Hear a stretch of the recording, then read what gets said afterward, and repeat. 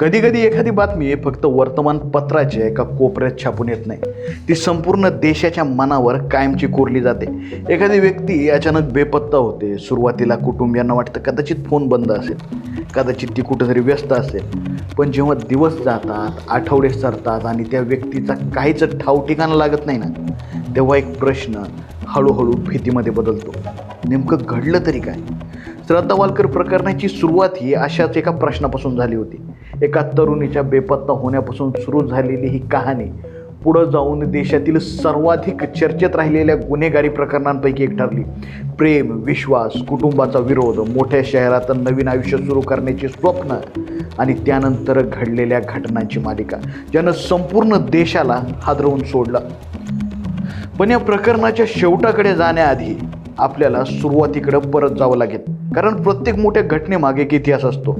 आणि श्रद्धा वालकरची कहाणी समजून घ्यायची असेल तर सर्वप्रथम जाणून घ्यावं लागेल श्रद्धा नेमकी कोण होती, तिचं आयुष्य कसं होतं, आफताब पूनावालाशी तिची भेट कशी झाली आणि सर्वात मोठा आणि महत्त्वाचा प्रश्न, तिच्यासोबत जे झालं ते का झालं.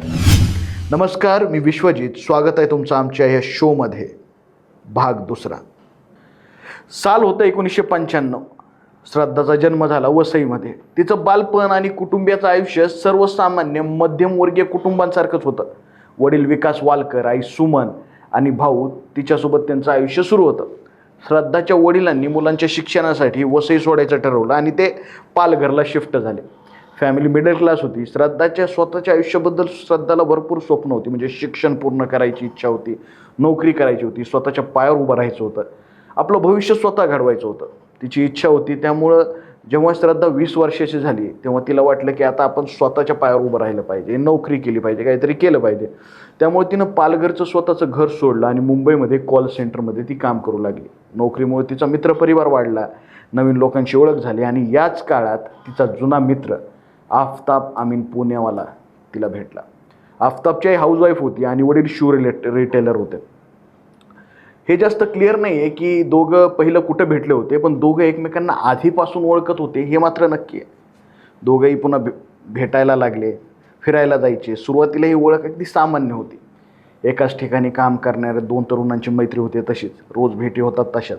पण नंतरच संवाद वाढत गेला आणि हळूहळू वाढत गेलेली ही जवळीकता कधी प्रेमात रूपांतरित झाली हे कळलंच नाही.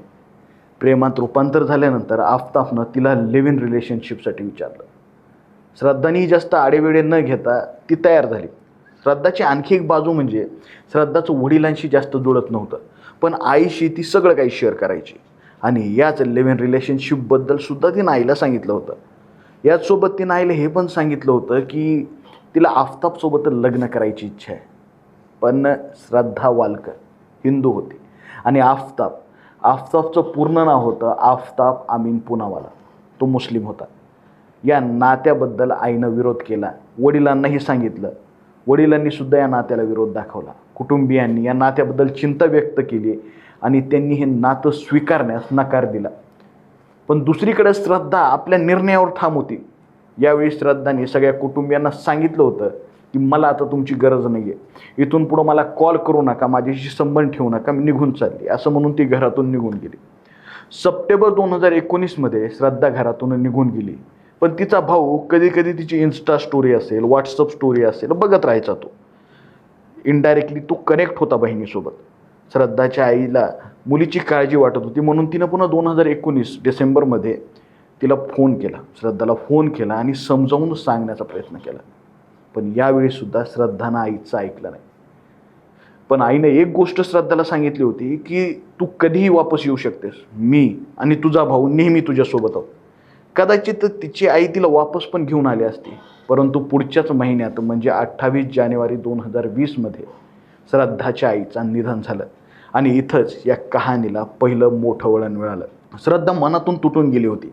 आईच्या क्रियाकर्मानंतर ती वापस आफताबकडे आली. श्रद्धाच्या वडिलांच्या मते आफताब तिला मारत असे, तिच्याच पैशानं तो गांजा विकत घेत असे. हे सगळं लक्षात आल्यामुळं श्रद्धाच्या वडिलांनी तिला वापस यायला सांगितलं. परंतु तिने प्रत्येक वेळेस वडिलांना सांगितलं की आफताबचा जो वेळ आहे तो थोडासा वाईट चालू आहे, पण तो मुलगा मनाने चांगला आहे, माझ्यासाठी बेस्ट चॉईस आहे आणि मी काही वापस येणार नाही. हा श्रद्धा आणि तिच्या वडिलांचा शेवटचा फोन कॉल होता.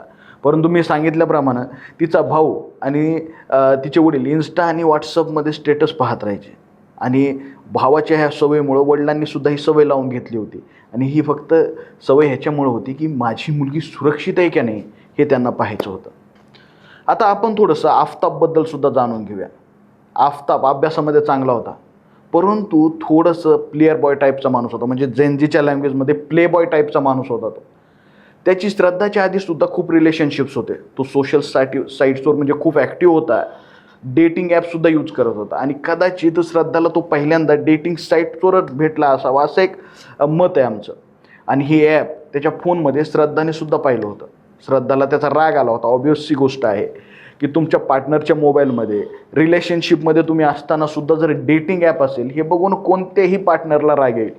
आणि तिनं ज्यावेळेस रागाच्या भरात आफताबला याबद्दल विचारलं किंवा त्यांचं थोडंसं भांडण झालं त्यावेळेस तो तिच्यावर चिडायला लागला की हे ॲप खूप आधीपासून माझ्या मोबाईलमध्ये आहेत, तू माझा फोन का चेक करते, आधीपासूनच इन्स्टॉल्स आहेत, मी हे डिलीट नाही केले, असं तो कारण देऊ लागला. पण श्रद्धाने हे सांगितलं होतं की तिला भेटल्यानंतर त्याने मोबाईल बदलला होता, म्हणजे आफताब तिला चीट करत होता हे नक्की. पण आफताब यावेळेस सॉरी बोलला आणि दोघांमध्ये पुन्हा व्यवस्थित सगळं काही सुरू झालं. त्यानंतर काही दिवसांनी श्रद्धानं आफताबला ऑफिसमध्ये एका मुलीसोबत पाहिलं. यावेळेस पण दोघांचं भांडणं झालं आणि पुन्हा एकदा आफताब सॉरी बोलला आणि पुन्हा एकदा श्रद्धानं त्याला माफ केलं. यावरून तुमच्या लक्षात आलं असेल की आफताब किती मॅनिप्युलेटिव्ह होता. आणि रिलेशनशिप बाहेरून शांत दिसत असलं तरी आतमधून खूपच कॉम्प्लिकेटेड होतं. प्रेमसंबंधातील मतभेद आणि कौटुंबिक विरोध याच्यामुळे दोघांनी घरापासून दूर जाण्याचा निर्णय घेतला आणि दोघांनी दिल्लीला शिफ्ट व्हायचं ठरवलं. पण दिल्लीला जायच्या आधी दोघंही हिमाचल प्रदेशमध्ये फिरायला गेले, एन्जॉय केला, खूप फिरले, फोटो काढले. कदाचित त्यातले काही फोटो तुम्ही सोशल मीडियावर पाहिले असतील. आणि मग तारीख आली 8 मे 2022. दोघंही दिल्लीला शिफ्ट झाले. दिल्लीला पोहोचल्यानंतर दोघांनी एका मित्राच्या साह्यानं छतरपूर परिसरात राहायला सुरुवात केली. नवीन शहर, नवीन घर, नवीन वातावरण आणि एकत्र आयुष्य सुरू करण्याची स्वप्न. बाहेरून पाहिलं तर दोन तरुण आपल्या आयुष्याला नवी दिशा देण्याचा प्रयत्न करत होते. पण बंद दरवाजाच्या आत नेमकं काय घडत होतं ना हे बाहेरच्या जगाला माहीत नव्हतं. श्रद्धालाही माहीत नव्हतं की हे घर तिच्यासाठी शाप ठरणार आहे. तपासादरम्यान पोलिसांनी न्यायालयात सादर केलेल्या कागदपत्रामध्ये दोघांच्या नात्यांमध्ये मतभेद आणि वाद असल्याचे दावे करण्यात आले. मात्र या दाव्यांकडे न्यायालयीन प्रक्रियेच्या संदर्भात पाहणं आवश्यक आहे. कारण तपासातील दावा आणि न्यायालयातील अंतिमतः सिद्ध केलेल्या वस्तुस्थिती या दोन्ही गोष्टी वेगळ्या असतात. त्याकडे नंतर जाऊया आपण. श्रद्धाला वाटलं होतं आता सगळं ठीक होईल. तिला आफताबसोबत लग्न करायचं होतं. परंतु आफताब तिला वारंवार हे समजून सांगायचं की आपण रिलेशनशिपमध्ये आहेत, लिव्ह इन रिलेशनशिपमध्ये राहतोय, लग्नाची गरज नाही आहे आपल्याला. तो वारंवार ह्या गोष्टी टाळायचा, नेहमीच टाळायचा ती किती बोलली तरी. आणि मग तारीख आली 18 मे 2022. या दिवशी सायंकाळी दोघांमध्ये कोणत्या तरी गोष्टीवरून भांडण झाले. पहिले भांडण थोडक्यात मिटूनही जायचं, श्रद्धा त्याला माफ करायची. पण यावेळेस भांडण वेगळं होतं. भांडण इतकं वाढलं होतं की आफताबनं तिला अमानुष मारहाण करायला सुरुवात केली. आफताबनं पोलिसांना स्वतः सांगितलंय की 18 मे रोजी त्याचा राग इतका जास्त होता, त्याच्या रागाची इंटेन्सिटी इतकी जास्त होती की त्यालासुद्धा माहीत नव्हतं तो काय करतोय. त्यांनी हे सुद्धा सांगितलं की श्रद्धा पुन्हा पुन्हा लग्नाचा विषय काढत असल्यामुळं त्याच्या डोक्यात हा राग गेला होता. आफताबचा राग इतका जास्त झाला होता की त्यानं श्रद्धाचा जोरात गळा आवळायला सुरुवात केली. त्यानं गळा इतक्या जोरात आवळला की जोपर्यंत ती निळी पडली नाही, तिचा चेहरा निळा पडला नाही, तोपर्यंत सुद्धा त्याने तिचा गळा सोडला नव्हता. ज्यावेळेस त्याला शुद्ध आली, त्याला कळालं की आपण काय केलंय, त्यांनी बघितलं त्यावेळेस श्रद्धा श्वास घेत नव्हती. आफताबनं हळूहळू त्याचा हात तिच्या गळ्यावरून काढला. आफताबला कळलं की त्याच्या हातून एक मोठा गुन्हा घडलाय. पण आता खूप उशीर झाला होता. श्रद्धा मृत्युमुखी पडली होती. आता आफताब पूर्णपणे शांत होता असं मी नाही म्हणत, असं पोलिसांना त्यांनी सांगितलंय. पोलिसांनी दिलेल्या माहितीनुसार तो इतका शांत होता की त्यांनी हे सगळं झाल्यानंतर ज्या खोलीमध्ये श्रद्धाला मारलं त्या खोलीचा दरवाजा आतून व्यवस्थित बंद केला. दुसऱ्या खोलीमध्ये जाऊन झोपला. आरामात झोपला. सकाळी नाश्ता केला, उठला. दुसऱ्या दिवशी सकाळी एका दुकानात जाऊन एक फ्रीज विकत घेतला, मोठा फ्रीज, डबल डोअरवाला. तसंच एक करवत, ब्लिचिंग पावडर, पॉलिथिन बॅग, काही केमिकल्स वेगवेगळ्या दुकानातून विकत घेतले. मग तो घरी आला. घरी आल्यानंतर श्रद्धाचं जी बॉडी आहे त्यांनी फरफटत बाथरूममध्ये नेली. बाथरूममध्ये नेल्यानंतर शॉवरने तिच्या बॉडीकडे ते शॉवर करून त्यांनी तिची बॉडी धुवून काढली. नंतर तिचे शरीर कापायला सुरुवात केली. तिच्या शरीराचे त्यांनी 35 तुकडे केले आणि सगळे तुकडे पॉलिथिन आणलेल्या बॅगमध्ये भरले. त्यानंतर ते तुकडे डबल डोअर असलेल्या फ्रीजमध्ये ठेवले. आणि ऑब्व्हियसली एवढं मोठं शरीर त्याला काही एक दिवसात कापता आलं नाही.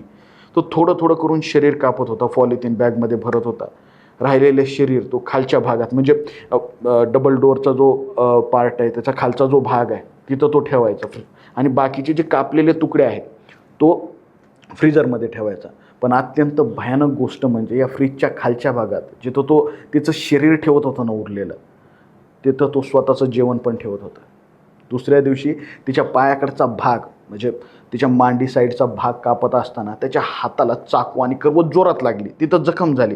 त्यानं थोडंसं इग्नोर केलं त्या जखमेकडं, पण कापत असताना पाण्यामध्ये काही केमिकल्स असलेले त्याला ते हाताला त्याच्या लागले आणि त्याला त्रास होऊ लागला. तो तिथंच जवळ असलेल्या एका डॉक्टरांकडे गेला. डॉक्टरांच्या म्हणण्यानुसार त्यांनी ज्यावेळेस तो कट पाहिला त्यांना तो मोठा वाटला, म्हणजे एखाद्या भांडणात लागल्यासारखं किंवा एका खोल जखमीसारखं त्यांना वाटलं. त्यांनी आफताबला विचारलं सुद्धा की हा जो कट आहे तो भांडणात लागला आहे का, भांडण करून आला आहेस का. तर त्यांनी सांगितलं नाही, हा कट जो आहे तो त्याला फळं कापताना लागला आहे, तो एक कुक आहे. आणि डॉक्टरांच्या म्हणण्यानुसार तो खूप इंग्लिशमध्ये व्यवस्थित फ्लुएंट इंग्लिशमध्ये बोलत होता, त्यांची इंग्लिशमध्ये संवाद साधत होता. त्याने डॉक्टरांना सांगितलं की तो दिल्लीचा नाही आहे, तो मुंबईचा आहे. मग डॉक्टरांनी विचारलं, मग इकडे कशाला आला आहेस मुंबई सोडून, मुंबईला तर जास्त पैसे कमवू शकतो किंवा जास्त अपॉर्च्युनिटीज आहेत. तर त्यांनी सांगितलं की दिल्लीमध्ये IT सेक्टर जास्त चांगलं आहे आणि सॅलरी जास्त चांगली म्हणून तो दिल्लीला शिफ्ट झाला. श्रद्धाच्या शरीराला आता 1 दिवस झाला होता आणि शरीराचा वास यायला सुरुवात झाली होती. आफताब पुन्हा बाहेर गेला. त्याने अगरबत्ती, परफ्यूम वगैरे आणले. मग त्यानं घरामध्ये परफ्यूम, अगरबत्ती आणि रूम स्प्रे मारायला सुरुवात केली आणि पुन्हा तेच काम सुरू केलं, कापायला वगैरे सुरू केलं त्यानं. एवढं करून तो थकला होता. त्यानंतर संध्याकाळी त्यानं फूड डिलिव्हरी ॲपमधून जेवण मागवलं आणि विशेष म्हणजे रूमपर्यंत त्यांनी जेवणाची डिलिव्हरी मागवली. त्याला इतकी पण भीती नव्हती की थर्ड पर्सन कोणीतरी रूमपर्यंत येतं. आणि मग आला तिसरा दिवस. तिसऱ्या दिवशी त्यानं पूर्ण शरीर कापलं आणि पॉलिथिन बॅगमध्ये भरलं. श्रद्धाचं डोकं एका वेगळ्या पॉलिथिनमध्ये ठेवलं होतं आणि ते पॉलिथिन त्याने फ्रीजमध्ये ठेवलं. त्यानंतर त्यांनी म्हणजे रात्रीची वाट बघितली की संध्याकाळ कधी होते, रस्ता निर्मनुष्य कधी होतं. रात्री सुमारे 11, 11:30च्या सुमारास पॉलिथिनमध्ये त्यानं जे तुकडे भरले होते ती बॅग, पॉलिथिनची बॅग स्वतःच्या सॅकमध्ये टाकली. जवळच असलेल्या मेहरुली येथील घनदाट झाडे असलेल्या ठिकाणी ते पॉलिथिनचे बॅग त्यांनी तिथं फेकले. त्याच्या दरम्यान श्रद्धाच्या शरीराचे तुकडे ज्याच्यामध्ये होते तो दर दिवस 1-2 अशा बॅग नेऊन फेकायचा रात्रीच्या वेळेस, कोणाला डाऊट येऊ नये म्हणून. तसंच तो कधीच एका ठिकाणी ते पॉलिथिनच्या बॅग फेकत नसायचा, वेगवेगळ्या ठिकाणी तो फेकायचा. बॅग कुठं फेकल्यात, बॅग किती फेकल्यात, अजून किती राहिल्यात, याच्यासाठी त्यांनी एक वेगळी डायरी बनवली होती, त्याच्यावर तो लिहित होता. विचार करा काय मानसिकता असेल, किती विकृत मानसिकता असेल या माणसाची. ती डायरी नंतर पोलिसांच्या हाती लागली. याच्यानंतर काही दिवस तो ऑफिसला गेला नाही. आता त्यांनी एक वेगळं कामसुद्धा सुरू केलं होतं. श्रद्धाचा फोन चालवायला त्यानं सुरू केलं. तो श्रद्धाच्या फोनवर व्हॉट्सअपवर मित्राला रिप्लाय द्यायचा, स्टेटस ठेवायचा, जेणेकरून त्यांना असं वाटावं की श्रद्धा अजूनही जिवंत आहे, श्रद्धा अजून ॲक्टिव्ह आहे सोशल मीडियावर. आणि याच दरम्यान त्यांनी श्रद्धाच्या अकाउंटमधून स्वतःच्या अकाउंटवर 54,000 रुपये देखील ट्रान्सफर केले होते. हे सगळं केल्यानंतर त्याला बोर व्हायला लागलं होतं. त्याने पुन्हा डेटिंग ॲप उघडले आणि डेटिंग ॲपवर तो मुलींना शोधायला लागला. एक प्रकारे तो हंटिंग करत होता मुलींची. अजून मुलींसोबत तो कॉन्टॅक्टमध्ये आला आणि एका मुलीला तो घरी पण घेऊन आला डेटिंग साईटवरच्या. तिच्यासोबत त्याच रात्री तिच्यासोबत टाईम स्पेंड केला. ती मुलगी त्या रात्री त्याच्या घरी झोपली आणि विशेष म्हणजे अजूनही श्रद्धाचं डोकं त्या फ्रीजमध्ये होतं. शेवटी 5 जून रोजी त्यानं श्रद्धाचं डोकं फ्रीजमधून बाहेर काढलं, एका निर्जन ठिकाणी घेऊन गेला. त्या डोक्यावर त्याने रॉकेल ओतलं, जाळून टाकलं. जाळल्यानंतर डोकं जमिनीखाली पुरलं. कारण जर उद्या पोलिसांना ते डोकं सापडलं तर कळू नये हे डोकं कोणाचं आहे. मे ते नोव्हेंबर 6 महिने, 6 महिन्याचा काळ गेला आणि तोपर्यंत कुणाला काहीच कळलं नाही. तोपर्यंत श्रद्धाचे बॉडी पार्ट्स डिकम्पोज झाले होते, फक्त हाडं बाकी होते. जसं मी स्टार्टिंगला सांगितली होती एक गोष्ट, की श्रद्धाच्या हालचालीवर तिच्या घरच्यांची नजर होती, ती तिच्या स्टेटसमधून असेल, व्हॉट्सअप स्टेटस असतील, इंस्टाग्राम स्टोरी किंवा इन्स्टावरचे फोटोज वगैरे असतील, त्याच्यातून त्यांचे कनेक्शन होतं इनडायरेक्टली. पण आफताबनं काय केलं होतं की 22 जूनपर्यंत तिचा फोन चालवला, असं दाखवलं की ती ॲक्टिव्ह आहे. पण त्यानंतर त्याच्या कदाचित मनात आलं असेल की मी आता हे सगळं का करू. त्याला वाटलं प्रकरण शांत झालं. त्यानंतर तो जूनमध्ये मुंबईला गेला. सोबत त्यानं श्रद्धाचा फोन नेला. फोन मुंबईमध्ये कुठेतरी स्विच ऑफ करून त्याने फेकून दिला, समुद्रात फेकून दिला असं म्हणता येतं. आता याच्यात किती तथ्य माहीत नाही. आणि त्यानंतर मुलीची काहीच अपडेट नाही हे बघून वडील परेशान झाले. त्यांनी तिच्या मित्राला विचारायला सुरुवात केली आणि मित्रांना विचारत त्यांच्या लक्षात आलं की श्रद्धा आणि आफताब दोघेही आता दिल्लीला शिफ्ट झालेत. हा महिना सप्टेंबरचा चालू होता. विचार करा, मेमध्ये तिला मारले. श्रद्धाच्या वडिलांनी तिच्या मित्रांना फोन केले आणि एका मित्राचा त्यांना फोन आला. त्यांनी सांगितलं की तो श्रद्धाचा ग्रॅज्युएशन टाईमचा मित्र आहे. श्रद्धा खूप ॲक्टिव्ह मुलगी होती. ती सोबत म्हणजे दोघं मिळून थिएटर्स करायचे, त्यांचा एक ग्रुप होता. पण 2018च्या एंडमध्ये श्रद्धाचं वागणं थोडंसं बदललं होतं आणि सगळ्यांना वाटलं की श्रद्धा अशी का वागतीये. त्यांना असं कळलं होतं की श्रद्धा कुठेतरी सिक्रेट रिलेशनशिपमध्ये, पण तिनं 2019मध्ये अनाऊन्स केलं की ती आफताबसोबत रिलेशनशिपमध्ये. मध्यंतरी आफताब तिला मारायचा, फिजिकली व्हायलन्स करायचा. तसं ती मेंटली परेशान झाली होती असं तिच्या मित्रांनी सांगितलं. वडील आहेत, वडिलांना टेन्शन आलं. त्यांनी पालघर इथं पोलीस स्टेशनमध्ये गेले आणि एक मिसिंग कंप्लेंट टाकली त्यांच्या मुलीबद्दल.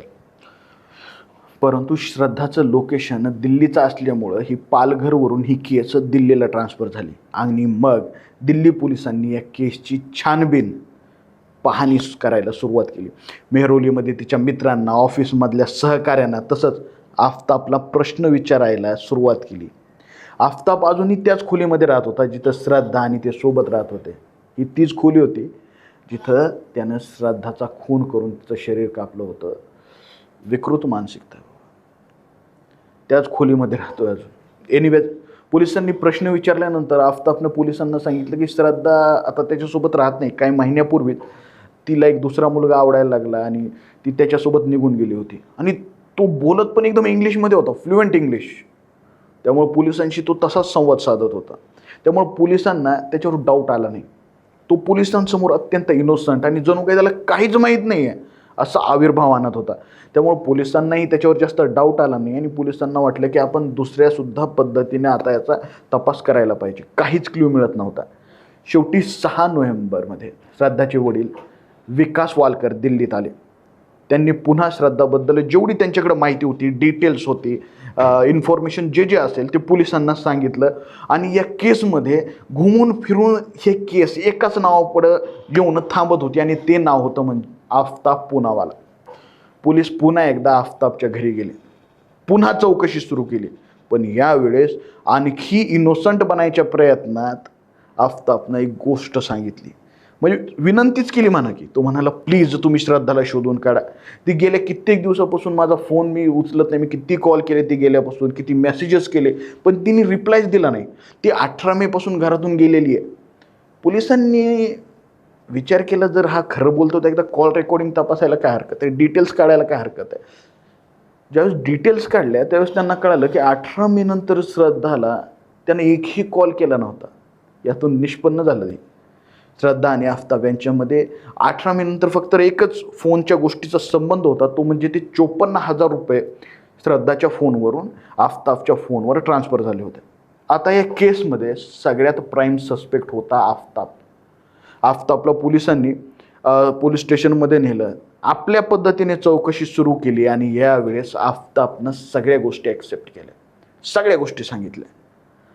तिला कसं मारलं, कसं कापलं, तिचे कसे तुकडे नेऊन जंगलात टाकले. पोलिसांनी जिथं जिथं त्याने सांगितलं तिथं जाऊन पाहणी केली. त्यावेळेस श्रद्धाच्या शरीराचे तुकड्यांचे काही अवशेष तिथं सापडले. आफताब सध्या जेलमध्ये, केस चालू आहे. मीडियासमोर जेव्हा तो येतो त्यावेळेस त्याच्या चेहऱ्यावर श्रद्धाला मारल्याचा काही रिग्रेट दिसत नाही. केसचं फायनल वर्डिक्ट येणं बाकी आहे. पण विचार करा, त्या बापाची मानसिकता काय असेल ज्या बापाला त्याच्या मुलीचा अंतिम संस्कार देखील करता आला नाही. कारण जे शरीराचे अवशेष जंगलामध्ये सापडले होते पोलिसांना, ते केस प्रॉपर्टी म्हणून पोलिसांनी त्यांच्याकडे ठेवून घेतले. कदाचित केस संपल्यानंतर त्यांनी ते दिलेही असते, पण 9 फेब्रुवारी 2025 रोजी श्रद्धांच्या वडिलांचं म्हणजे प्रकाश वालकरांचं त्यांच्या राहत्या घरी वसई येथे हार्ट अटॅकने निधन झालं. त्यांची इच्छा होती की श्रद्धाचा अंतिम संस्कार त्यांनी करावा, पण त्या बापाच्या नशिबात ते सुद्धा नव्हतं. आज या प्रकरणाचा अंतिम निकाल आजही बाकी आहे. त्यामुळे कायद्याच्या दृष्टीनं अंतिम सत्य न्यायालयातच ठरणार आहे. पण या संपूर्ण प्रकरणानं एक गोष्ट प्रत्येकाच्या मनात, एक प्रश्नच प्रत्येकाच्या मनात तर सोडून गेली. ही गोष्ट, प्रेमाच्या नावाखाली सुरू झालेलं नातं शेवटी इतकं भयानक रूप कसं घेऊ शकतं का? कसं काय घेऊ शकतं? एका मुलीनं आपल्या आयुष्याची स्वप्न पाहिली होती, कोणावर तरी प्रेम केलं होतं, स्वतःच्या पायावर उभं राहण्याची इच्छा होती, प्रेमासोबत संसार करण्याची इच्छा होती. पण त्या स्वप्नांचा शेवट अशा पद्धतीनं झाला ज्याची कल्पना कुणीही केली नसेल. आणि एका वडिलासाठी आपली सर्वात मोठी शोकांतिका तिची होती की आपल्या मुलीला काय झालं हे समजून घेण्यासाठी त्यांना कितीतरी संघर्ष करावा लागला आणि शेवटी तिचं पार्थिव देहही पूर्णपणे त्यांना पाहता आलं नाही. शेवटी त्या मुलीच्या नावाची माती टाकण्याचं भाग्यही त्यांच्या नशिबाने मिळालं. श्रद्धा वालकर प्रकरण आपल्याला फक्त एका गुन्ह्याची कहाणी सांगत नाही आहे, तर नात्यामध्ये विश्वास, हिंसा, मानसिक छळ आणि मदतीची गरज किती गंभीर असू शकते याचा विचार करायला भाग पाडते. कदाचित म्हणूनच या प्रकरणाचा सर्वात मोठा प्रश्न आजही तोच आहे, आपल्या अगदी जवळची व्यक्ती आतून काय सहन करते हे आपल्याला खरंच माहिती आहे का? आपण खरंच ओळखतो का? नमस्कार, मी विश्वजित. तुम्ही पाहत होतात लोकाशा क्राईम स्टोरी. पुन्हा भेटू आणखी एका सत्य घटनेच्या, आणखी एका अनुत्तरित प्रश्नाच्या आणि आणखी एका तपासाच्या कहाणीसोबत. तोपर्यंत एकच लक्षात ठेवा, गुन्हा कितीही हुशारीनं लपवला ना तरी सत्य कधीच लपत नाही.